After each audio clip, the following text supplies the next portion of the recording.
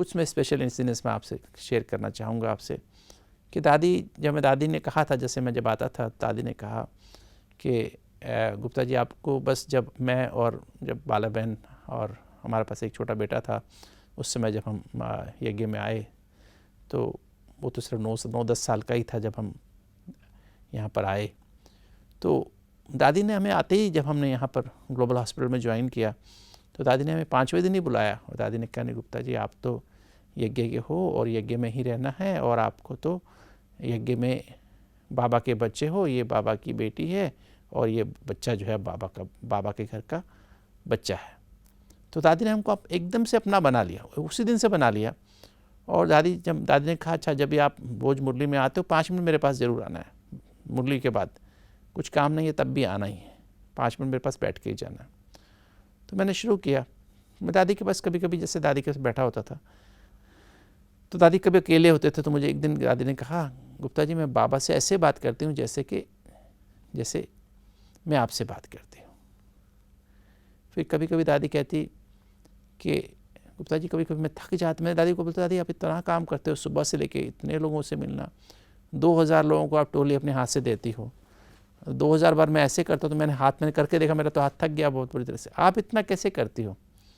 तो मैंने कहा दादी फिर इतने लोगों से सुबह में मिलती हो, शाम को भी मिलती हो, लोगों से पर्सनली आप कितनी सारी लोगों से, बहनें आती हैं, टीचर बहनें आती हैं, सबसे आप मिल करके उनको सेटिस्फाई करती हैं, सब बहुत खुश रहते हैं, और जो सब दादी करते हैं, मेरी दादी सभी ऐसे करते हैं। दादी आपके अंदर ये क्या कला है? तो दादी कहती है, गुप्ता जी मैं ना जब कभी कभी पे थोड़ा थकावट महसूस करता हूँ, बाबा मेरी मालिश कर देता है।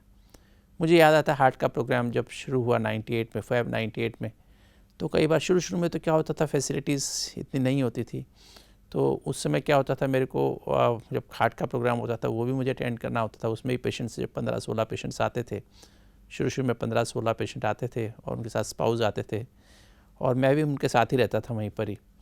और उसके बीच में जो हॉस्पिटल्स में इमरजेंसीज आती थी, वार्ड्स में कुछ इमरजेंसीज होती थी, आईसीयू में कुछ इमरजेंसीज होती, वो भी अटेंड करनी होती थी। और प्लस वो जो पेशेंट्स, क्योंकि हार्ट पेशेंट्स होते थे, उनकी कंडीशन ऊपर नीचे होती थी। तो मुझे याद आ रहा है कि दिन, ये शुरू के दिन की बात है, शायद 99 के बिगनिंग की बात है, मैं हार्ट का प्रोग्राम चल रहा था और मैं सुबह से लेके और लगातार लगा रहा, कॉल्स आती रही, इमरजेंसी कॉल्स भी आती रही, और प्लस जो पेशेंट्स के भी कुछ तकलीफ़ें होती थी, वो उनको जो हार्ट के पेशेंट्स थे उनको भी तकलीफ़ें थी। 7 दिन अटेंड करता रहा, और मैं जैसे उनको करता रहा, और मेरे को सारा दिन रेस्ट नहीं मिला, और बीच में टॉक्स, मेरे लेक्चर भी थे पेशेंट्स के साथ, और शाम हो गई, मेडिटेशन के सेशंस भी थे, और रात बीत गई। रात में भी ऐसे बस कभी कमरे में आया, फिर किसी का कॉल आ गया, एक कमरे में आके बैठा है, फिर किसी का कॉल आ गया। तो मैं सुबह तक 3 बज गए, नॉन स्टॉप में चलता रहा। और 3 बजे के आसपास जब मैं कमरे में वापस आया, तो पेशेंट को अटेंड करके, तो मैं बहुत थक चुका था, टायर्ड था, नींद आँखों में भरी थी, थकावट हो रही थी, सिर दर्द हो रहा था, पूरी बॉडी में दर्द होता, बहुत पेन हो रही थी। तो सामने बाबा का चित्र लगा था, तो जैसे दादी कहती थी मेरे को बाबा मेरी मालिश कर देता है, तो मैंने बाबा को ऐसे कहा, मैंने कहा बाबा आज तो मेरे को बिल्कुल थका हुआ हूँ, एकदम सारे रोम में दर्द हो रहा है, सिर दर्द हो रहा है, भारीपन बहुत फील हो रहा है, एकदम थक गया, आंखें भी थक रही हैं, आंखें भी जैसे पक गई हैं। आज मैं कैसे बाबा, सुबह 3:30, अभी 4 बजे मेडिटेशन कराने जाना है, फिर नहा धो के तैयार होकर फिर मुझे और काम करना है, फिर सुबह 6 बजे क्लास होनी है, फिर उसके बाद ऐसा होना है, ये होना है। मैं बाबा को ऐसे बाबा आज तो मैं कर ही नहीं पाऊँगा, आज तो मेरी ताकत ही बिल्कुल नहीं है, मैं कुछ भी नहीं कर पाऊँगा। तभी मुझे दादी की वो बात याद आई। तो दादी ने जैसे मुझे कहा था बाबा मेरी मालिश कर देता है, तो मैं बाबा के चित्र की तरफ देख के मैंने कहा बाबा आप दादी की मालिश करते, मेरी नहीं कर सकते हो क्या? और मुझे याद आता है कि तभी 1 सेकंड में बैठा हुआ था, बाबा के चित्र की तरफ मैं मुख करके बैठा हुआ था। तो ऐसे एकदम अचानक कुछ हुआ, मेरे अंदर कुछ होना शुरू हुआ, ऊपर से नीचे तक सारी बॉडी में ऐसे कुछ, मतलब सारी बॉडी में ऐसे अंदर से कुछ ऐसे एक अजीब सी प्रक्रिया शुरू हो गई। और आई थिंक 30 सेकंड में, आधा मिनट में चली होगी, और आधे मिनट में ही मेरी आंखें भी ठीक हो गई, सारी बॉडी का रोम मेरा एकदम खिल गया, कोई पेन नहीं, कोई प्रॉब्लम नहीं, एकदम इतनी एनर्जी मेरी बॉडी में आ गई। मैंने कोई मेडिटेशन नहीं किया, मैंने कुछ नहीं किया, अचानक अपने आप बेड पर, वो आधा मिनट में कहाँ गया मुझे पता नहीं, पर बॉडी की इतनी ज़बरदस्त मालिश हो गई जैसे बाबा ने मेरी मालिश कर दी। तो मतलब ये दादी जो बोलती थी वंडरफुल बातें होती थी, है ना। फिर दादी ने एक दिन मुझसे पूछा, दादी ने कहा गुप्ता जी पता है इंचार्ज किसे कहते हैं? मैं दादी इंचार्ज में ना हेड ऑफ द डिपार्टमेंट। तो दादी कहती है, जैसे इंचार्ज है हमारे यहाँ डिफरेंट डिपार्टमेंट से, ऐसे हेड ऑफ द डिपार्टमेंट होते हैं, तो उसको हेड नहीं, दादी ने कहा इंचार्ज का मतलब जो अपने अंदर रह के माना अंदर रह के अपने आप को चार्ज करता रहे, और जो उसके साथी हैं डिपार्टमेंट के उन सबको शांति प्यार खुशी से नरिश करता रहे, उनकी पालना करते रहे, उनको सोल्यूशन देता रहे, उसको कहते हैं इंचार्ज। तो मेरे को नई डेफिनेशन तब से मेरी बुद्धि में आई, और तब से मैंने अपने डिपार्टमेंट में वही चीज़ अप्लाई करनी शुरू की। उससे मेरा जीवन बहुत परिवर्तन हुआ। मैंने कहा दादी के अंदर सबको रिगार्ड कितना देती थी, दादी सबको कैसे कहते ना मर्यादा पुरुषोत्तम क्या होता है ना, सर्वगुण संपन्न की तो मैंने बात बताई, जैसे दादी के अंदर गुण दे सर्वगुण और 16 कला संपूर्ण, मतलब एक्सट्रीम, जैसे 16 कला, हर गुण में 100% दादी थी, हर गुण में, चाहे सरलता में ले लो, चाहे नम्रता में ले लो, चाहे उदारता में ले लो, मधुरता में ले लो, कितना भी कुछ हो जाए, सामने वाला कितना भी कुछ करता है, दादी ने कभी अपनी मधुरता नहीं खोई, दादी ने कभी सहनशीलता नहीं खोई, दादी ने कभी संतुष्टता अपनी खोई नहीं, दादी के चेहरे पर दादी कभी सीरियस हो जाए नहीं, हमेशा मुस्कुराती रही। कितना भी सामने, कितनी बड़ी समस्या क्यों ना दादी के सामने मैंने देखा, कितनी भी प्रॉब्लम, मैंने दादी को देखा जब दादी बीमार हो गए, कितनी दादी को जब बाद में जब हॉस्पिटल में रही, वेंटिलेटर पे रही, तो उस समय भी दादी को देखा हमेशा मुस्कुराती रहती थी। भले आम आदमी को कितनी तकलीफ होती है, पर दादी हमेशा, दादी को कभी कभी कमर में दर्द होता था, पेन हो रही है, फिर भी दादी को पूछो दादी कुछ है, दादी क्या क्या हो रहा है, नहीं गुप्त कुछ नहीं है, कुछ नहीं है। मतलब हमको दादी को जब मिलने जाते थे तो हमको दादी को पूछना पड़ता, दादी आपको कोई तकलीफ़ है, नहीं तो गुप्ता जी कुछ नहीं है। बुखार भी होगा तो दादी कहीं कुछ नहीं है, तो जब वो कहेंगे बल्कि आपने डॉक्टर को क्यों बुलाया, नहीं दादी मैं तो आपके पास ऐसे ही आया, घूमते फिरते आया, मैं तो आपसे मिलने आता ना रोज़, तो तब दादी ऐसे बोलती थी। तो दादी के अंदर मतलब जैसे एक हमेशा इतनी स्वीटनेस थी, इतनी मधुरता थी दादी के अंदर। कभी भी दादी किसी बात में भी, जैसे मुझे याद है हम जब शाम के टाइम दादी के पास जाते थे, दादी कभी थोड़ा सा ना वो पनीर और थोड़ा सा मुरमुरा लेती थी शाम को, हाँ, तो दादी जी वो लेते थे। और कई बार मेरे से कोई पूछ रहा होता था कोई और कुछ बात, तो मैं कई बार खाने में मैं पीछे रह जाता था, तो दादी जी को पार्टी से मिलने जाना होता था, और मैं बाद में खाने लगता था। दादी खा चुके होते थे और फिर दादी उठते नहीं थे मैं जब तक नहीं खा लूँ। हालांकि वो उनके साथ जो उनकी केयर टेकर सिस्टर्स थी, वो दादी को बोलती थी नहीं दादी जी चलो क्लास में आपके लिए लेट, जब तक मैं खा नहीं लूँ दादी तब तक उठती नहीं थी। हालांकि मैं तो एक बहुत छोटा बच्चा था, फिर भी दादी, वो तो चीफ ऑफ ब्रह्मा कुमारी से मुख्य प्रशासिका थी, तो भी इतनी रेस्पेक्ट दूसरे के लिए, इतना रिगार्ड नहीं, ये इनका पूरा हो जाए तब मैं उठती हूँ। हमेशा दादी को मैं देखा, दादी हर चीज़ में इतना ईजी करती थी। कोई जैसे मुझे हार्ट की तकलीफ़ हुई तो दादी को जब मुझे 96 में नवंबर 96 में मुझे हार्ट की तकलीफ़ हुई, हाइपरट्रोफिक कार्डियोमायोपैथी डायग्नोज हुई, और बहुत सीवियर एंजाइना होता था, बहुत सीवियर एरिथमियाज होते थे, इरेगुलर हार्ट बीट। डॉक्टर्स ने भी कहा नहीं आपकी कभी भी डेथ हो सकती है। तो दादी ने मुझे कहा नहीं बाबा ने आपको हार्ट की रिसर्च के लिए बुलाया ना, ऐसा कभी नहीं हो सकता, आप बाबा की मुरलियाँ पढ़ो, एक एक लाइन का रिवाइज़ करो और रियलाइज़ करो, रिवाइज़ करो और रियलाइज़ करो। क्योंकि पहले मैं ज़्यादा विजुलाइज़ करता था, जैसे कमेंट्रीज़ के प्रयोग करता था, किंतु उससे मुझे शक्ति नहीं मिल रही थी। तो दादी ने कहा 69 से लेकर 97 तक की मूल्य, 97 की बात है, फैब 97 की। तो दादी ने आप ये मूल्य ना बाबा की मूल्य ले लो, और उसको एक एक बात को बार बार अंदर से गहराई से रिवाइज़ करते जाओ, अंदर महसूस करते जाओ, रियलाइज़ करते जाओ, मनन करो, चिंतन करो, मंथन करो, और इसी तरह से योग करो। इसी में आपको करंट आएगी बाबा से, बाबा आपको ठीक कर देगा। आप करके देखो। सच में मैंने शुरू किया और क्या मेरे अंदर करंट आई, और मेरा हार्ट की दीवार जितनी मोटी हो गई थी, इतना ग्रेडियंट बढ़ गया था, वो नॉर्मल हो 3-4 महीने में बिल्कुल नॉर्मल हो गया। एरिथमियाज खत्म हो गए, हार्ट की पंपिंग पावर जो 90% थी 65% आ गई, दीवारें जो 21 मिलीमीटर हो गई थी धीरे धीरे 13 मिलीमीटर आ गई, और 10 मिलीमीटर एक दीवार आ गई, तो वो नॉर्मल हो गई। तो ये राज्यों का प्रयोग किया, तो उससे मेरे अंदर जो परिवर्तन आया, उससे मेरे अंदर अथॉरिटी आई। जब 27 दिसंबर को प्रोग्राम लॉन्च हुआ, हार्ट का प्रोग्राम लॉन्च हो गया, हार्ट की रिसर्च को गवर्नमेंट ऑफ इंडिया ने एक्सेप्ट कर लिया, और 27 दिसंबर 97 को लॉन्च हो गया।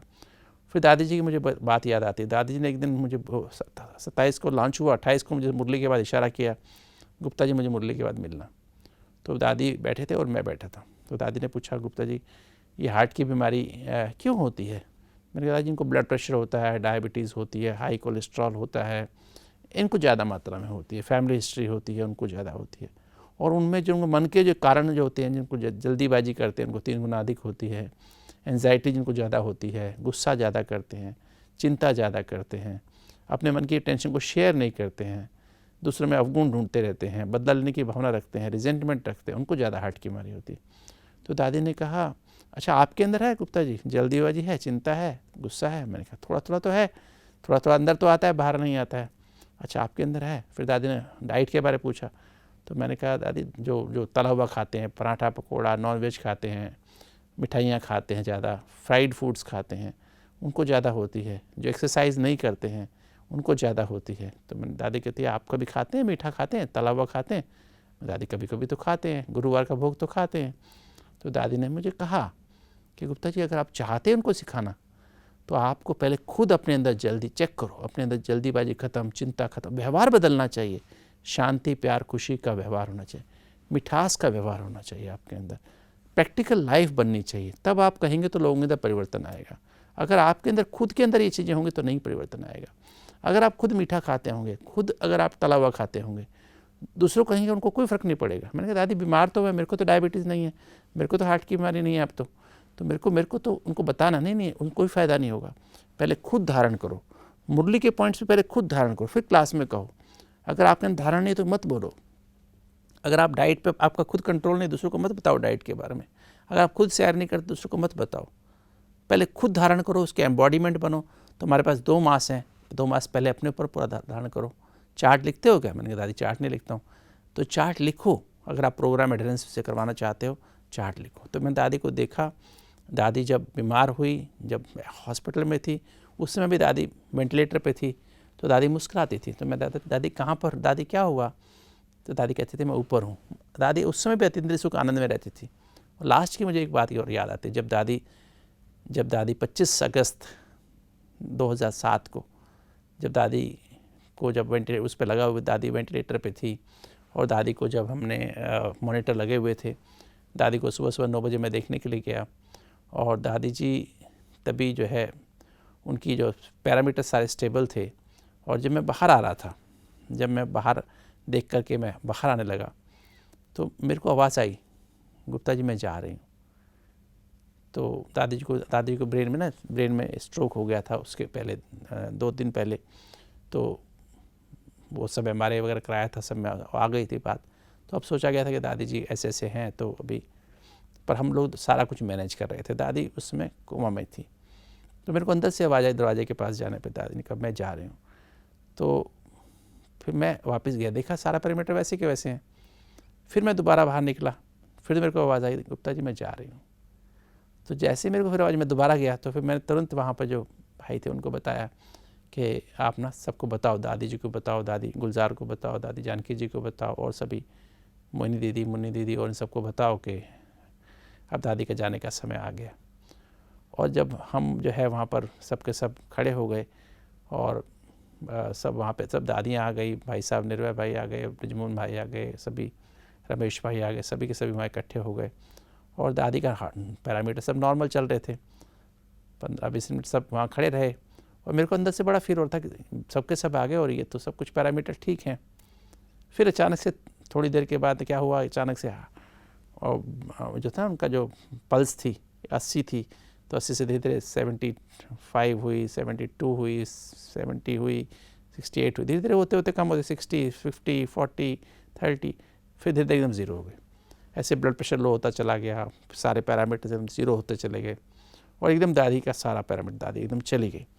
और फिर देखा सबने, सबके सब थोड़े से सीरियस हुए दादी के जाने से। सबको जैसे सब पैरामीटर ज़ीरो हो गए, दादी चली गई, और एकदम बॉडी वाइट हो गई।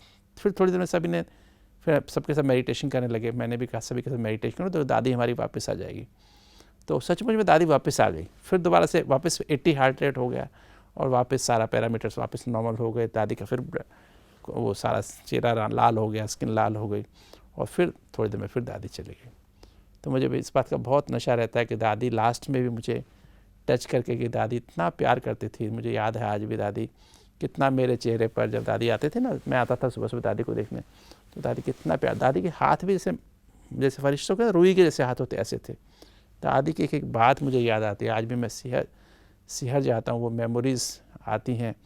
तो वो फरिश्ता का रूप, वो मुस्कुराता हुआ रूप, वो दाता का रूप, वो सर्वगुण संपन्न, 16 कला संपूर्ण निर्विकारी, कैसे देवान का अंश भी नहीं था, मर्यादा में 100% मर्यादा पुरुषोत्तम, और संपूर्ण अहिंसक ना, अहिंसा परमो धर्म दादी के अंदर देखते थे।